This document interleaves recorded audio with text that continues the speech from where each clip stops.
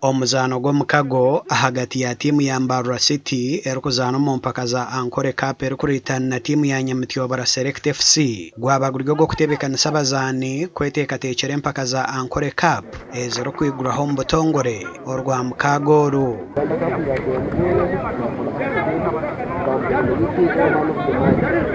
Omuzano gwahwagora ibiri aha zindi kandi bamwe aha bazaani ba tiimu ya Mbarara abagwetabamu barimu Clinton Kamugisha, Saddam Nasir, Sane Kaija, Brian Mugume hamwe n'abandi kandi bo bakansara batari bamwe na bamwe okuruga omu rurembo Mbarara City otiireho n'abahagizi bahika aha muzano ogu.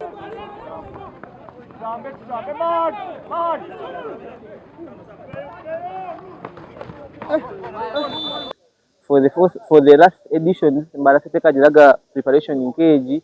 noshangana bagumana bakizamu batakitebekanisize konka nindeba ngu Mbarara City izoba Mbarara City ya edition eji sure prepared enough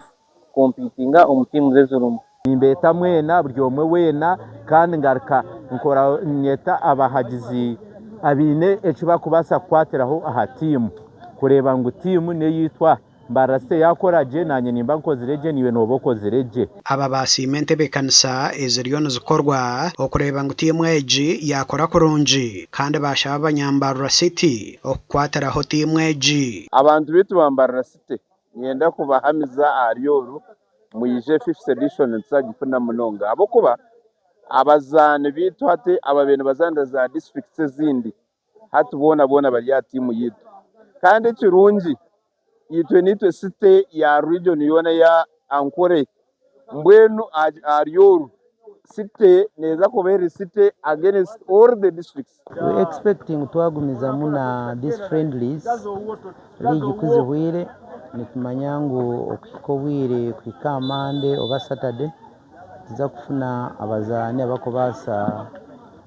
kurepresentinga Mbarara City omu championship egi itiyontiza.